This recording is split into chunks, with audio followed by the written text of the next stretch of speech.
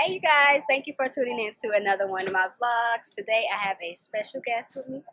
This is Torian, and we are going to be talking about abstinence and way into marriage from a guy's perspective. I know you guys have seen my vlog already, and so I wanted to get somebody else that could kind of tell you from a guy's point of view and share a little bit about their journey. So, you want to say hey to the people? Hey, how you doing? So we're going to just go ahead and start right in.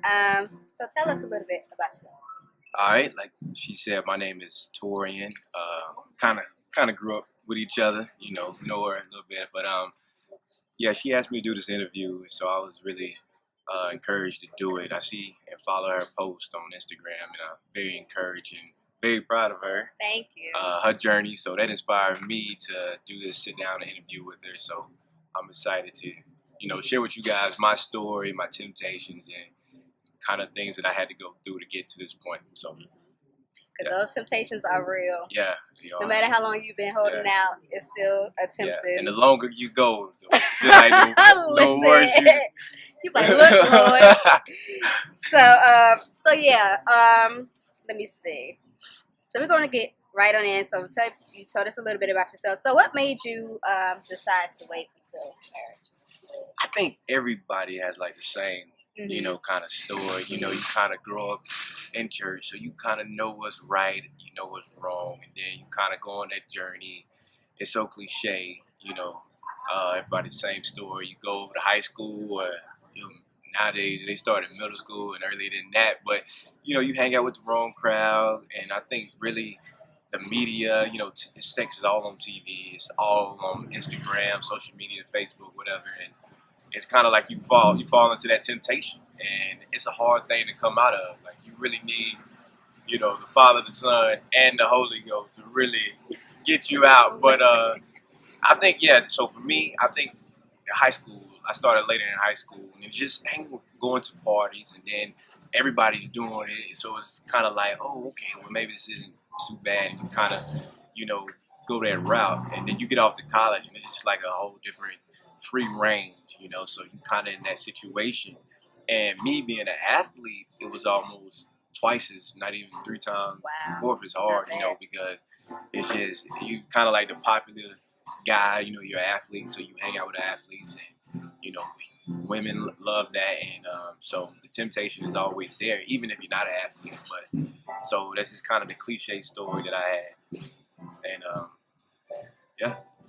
So you kind of talked about how when you got to college and it's free range to kind of just do whatever you want. How were you able to not, I guess, backslide, people say, or, have your hiccups when you went to college? And it's a little bit less accountability when you get to college because your parents aren't there, people that aren't really there. So you kind of have a lot of new people and nobody to really kind of be like, yeah, that's exactly. Point you out. So yeah. How did you? Honestly, I did have hiccups. Like, it is a journey, because honestly, when you first make a decision, like, hey, I wanna be, pure, sexually, it's kind of like it doesn't just start just then, because some people want to do it. I know a lot of people, maybe some of you out there that may be in a relationship right now, and you want to be pure, but maybe your significant other doesn't feel the same way or not on the same page as you, and you really want to like stop having sex. So that's kind of how my boat was. I was dating a girl, she was, quote unquote Christian, but she didn't think of like being abstinent as much as I did. So it was kind of like you would compromise sometimes to kind of, for that other person, and that's the compromising was what really got me into a lot of situations but the guilt, after like really wanting to be right, right with God, and then you kind of hiccup, and then the guilt after guilt, and the shame after shame is kind of like what really clicks in your head and make you say, okay, I really need to stop compromising. Right. So it was probably wanting to do it, and then the actual mistakes of falling, which actually helped me to be more stronger and to pursue more. Right. Godliness. So because you get tired of kind of being like, this is the last time, and then you do it again, and you're like, that's the last time. And it's like the enemy will use those, moments where you feel like, okay, this is the last time, or I can hang out here, go here, and I messed up last time, but I'm do right this time. Like the enemy will use the same thing over and over to kind of get you to mess up. And you really got to get sick and tired of being sick and tired. Exactly. So where you can really be like, God, I'm going to honor you, and those temptations will pass when you do it that with your flesh. So one of the questions I had now, how do you would you date somebody? And you kind of touched on that already. If that wasn't waiting till marriage, would you be open to dating somebody that was like, I want to have sex, or that's open to not having sex once they date you? I would definitely not. I mean, absolutely not. I wouldn't encourage anybody. If you want to be a believer, I wouldn't try to hook you up with an unbeliever or even like a quote unquote believer that wants to think they can have sex, because that's just putting up yourself a downfall. To set yourself up to fail in your action, because like I said, you're going to end up compromising, and even if you don't initially compromise, you're going to be putting yourself in that position. And that's what it exactly helped me, because I went from not having sex to making sure not to even put myself in a position as it, because sometimes it's not even like anybody's fault. It's just kind of like late at night, both of y'all are just cuddling, and it kind of like start off innocent. Okay, we're just gonna watch, 7 Pounds or any type of movie, right? And then it just kind of like, okay, so you kiss a little bit, and then just kind of like touch a little bit, and it's kind of like you draw the line and you cross that line, and you try to draw another line, and you keep crossing it, right? And so sometimes you gotta like really set boundaries. And so my number one boundary is I definitely from the get go have to I can't not like date anyone that's not on the same page in that area, because that's like the biggest area where people mess up, like society. So that's number one. And as a man, like from a woman's perspective, you want a man that's kind of like, this is what we're not going to do. It's somebody that's holding you accountable.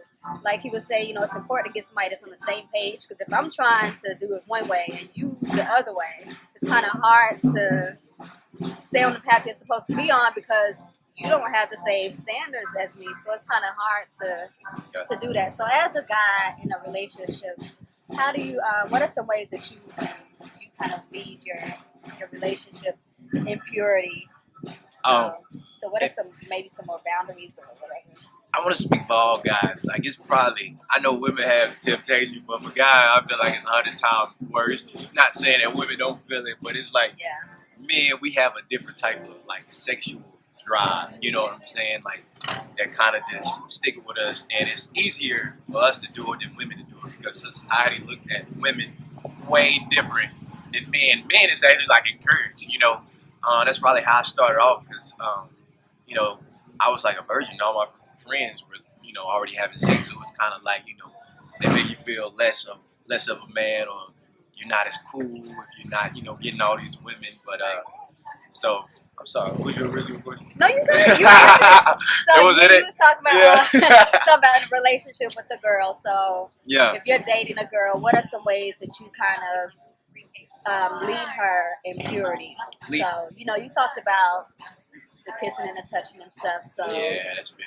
With that, like, how do you kind of orchestrate your relationship? I think mostly because sometimes you're gonna want to hang out like and just chill, Netflix and chill the right way. But like sometimes you're just gonna want to just cuddle and just hang out late night, But I think what I do is, or what I have done, is setting up more times to hang out like in a particular public spot. Right. You know what I mean? Something like this, or just getting food, or going to Dave and Buster's, or somewhere you could play games, or even going to a movie theater, or even like a pool hall or something like that. Just kind of setting up places where you can go outside of the house, so you're not so tempted to be so cuddled up. Right. So you touched on the temptation. So what are some ways that you're able to stay pure in your walk? So is there some things like you don't do, you don't listen to?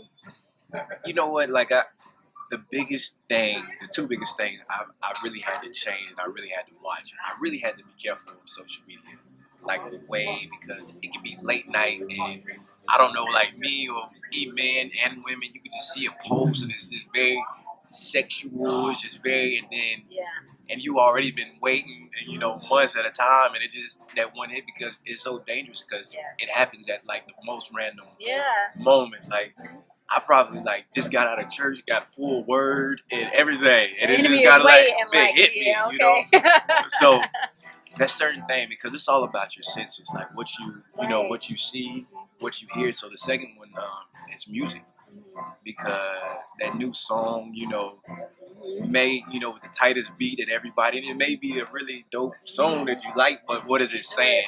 And then like you really get in that and it kind of influence your mind, and then on top of what you already see in society, because I seen a commercial, like a Burger King commercial, and it was like a woman in a bikini and with a Whopper. I'm like, what does a Whopper have to do with a girl with a bikini? But sex sells. And so it's just like everything around you, and if it's not, if I say it's excellent or that thing is good, you wouldn't really hear me. But if I say it's like, oh, that thing's sexy, then you would kind of like, I got your attention, right? Because that's what really stimulates us, right? But I think the issue is just the negative connotation that we have on sex, because honestly, sex is meant to really be a good thing. You know what I mean? Right. And it's sad that we abuse that gift from God. So right. And the thing is, it's like the Bible and the Word of God was what it was before creation was here. So we kind of have turned what's wrong into something that's right. Like sex before marriage is not something that we as Christians should be doing. And then it's like, oh, you're not having sex, what's wrong with you? Like, you got to test drive the car before you buy it. But when you're waiting, it's like people look at you like you're a joke. Like, this is what we're supposed to do. Right.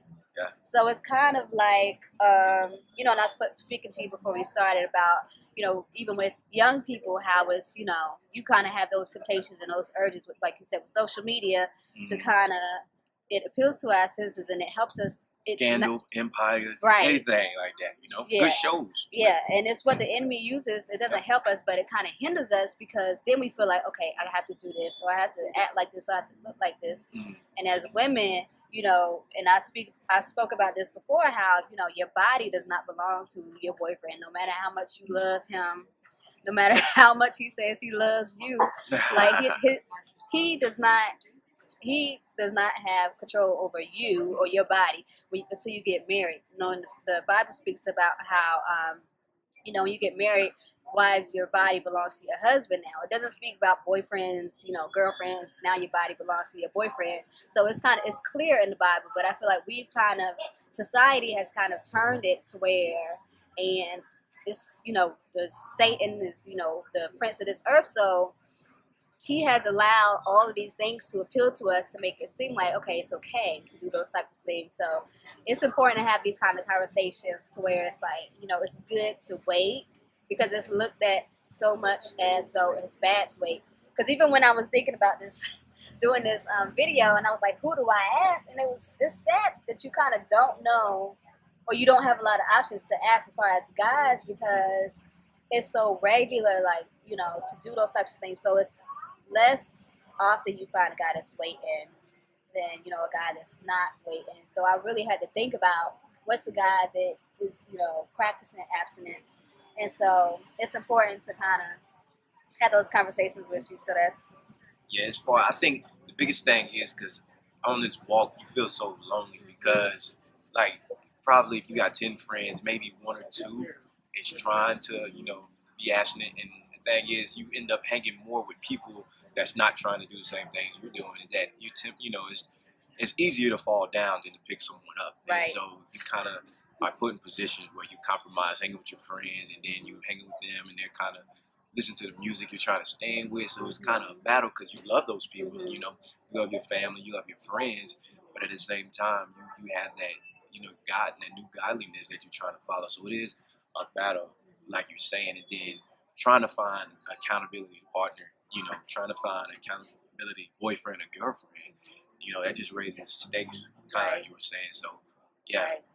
So with the peer pressure that you just touched on, did it affect your friendships? Like, did any people kind of fade away or kind of look at you like you're crazy and try to influence you to have sex before marriage? Like, I've been actually blessed in the area because all my friends, as bad as we can be, we all really do know the word. So whether we practice it or not, they still respected what I Right. was doing. Right. And it's kind of like you try not to go into judgment or condemnation because that's easy. But your real friends, even if they don't, want to follow that path, your real friends will understand. But it's not always the case, and you do have some times where that distance is, going to be going to happen. But Jesus said, "I didn't come to bring peace, but to bring division." So that's the dividing point that's really going to happen when you really embrace God, and you got to be, just be careful and be encouraged because sometimes your blessing won't come until you let go of the wrong people, and so those, the wrong people will hold you back from what God has planned for you. So you ought to count it like all joy, that you've been hated or despised for God. So I think that's a big thing to stay encouraged, but it's going to happen. Like you're definitely going to have friends, fall away and turn away. But look at me, I didn't have many people, but I loved them from a distance now. You know what I mean? I can't go and hang out late at night with them. So you kind of try to invite them into your, like, you try to invite them to church or, Right. oh yeah man, come here, come to this e-group, just kind of Bible study with me or whatever. And so that kind of, your relationship kind of changed in that way. You're kind of trying to pull them on your side of the boat. Right. Back before you was kind of going with them, y'all would go here and it was cool. Now it's kind of like the love is still there, Right. but it's more like a, hey, come over here. Right. And if you gain a friend in that area, that's that's more blessed. Yeah. Y'all can really be friends, and that relationship will really go to the next level. So Yeah. that is probably a big issue because It is. you're gonna feel isolated for the longest time, and you got to be By comfortable. family, by everybody. It's like, Yeah. what? You got to be comfortable being by yourself. You Yeah. really do.